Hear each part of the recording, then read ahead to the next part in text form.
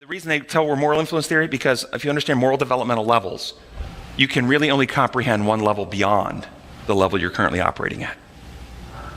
And so people who say that are diagnosing, it's evidence that they're stuck at level 4. That's why they say we're level 5. And in this lecture, if you listen to the lecture, he says several times there things like, well, Jennings said this, but I didn't really understand it. Yeah, I know. Well, he took this and he took moral influence theory and he added a bunch of stuff to it. But when you take that stuff away, it's just moral influence theory. He said stuff like that. When you get down to it, well, that's like saying, he put wings and an engine on it and called it an airplane, but when you took the wings and engine away, you just had a soapbox. And that's what they were doing. Yeah, take all the stuff away that makes it not moral influence theory, and then you get moral influence, and you can feel comfortable criticizing that I teach moral influence theory.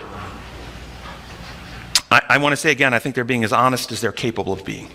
I don't think they're being dishonest. I don't think they're being evil in their intent. I think their motives are good, but they don't comprehend what we're actually saying. Jesus had the same problem in his day. He presented design law. Look at the parables of Jesus. Look at the actions of Jesus. Look at what he did over and over again. You will see he is constantly working through design law. And those who had the imposed imperial law, hey, wait a second. Our rules say that you should not harvest on Sabbath. Your disciples are pulling heads of grain. That's sin. Our rules say you should wash your hands in a certain way. Your disciples aren't doing that. Our rules say you should fast certain times of the week. Your disciples aren't doing that. Our rules say you shouldn't carry a mat on Sabbath. You told them to carry a mat on Sabbath. Our rules say that we should stone this woman. You didn't want to stone her. Why? He's working through design law. They're working through a rule system. And over again, there was tension between the two of them. The apostles, after Pentecost, refused to promote a legal theology, and they were opposed by the Judaizers, who wanted all these rules followed.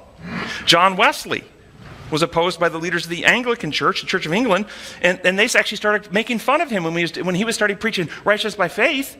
They started calling him a Methodizer. That's where the Methodism came from. It was an actual negative term, initially from the Church of England. Jones, Wagner, and White, when presenting a healing views after 1888, were obstructed and opposed by the legal teachers and leaders in the church. We're still facing the same long battle. Who is God? How do you understand his government to work? Like the governments of a sinful human? Like a Caesar? Like Rome? Which penal substitution teaches?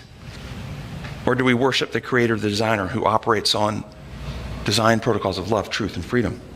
So, under the design law, justification is different. Let's ask some questions.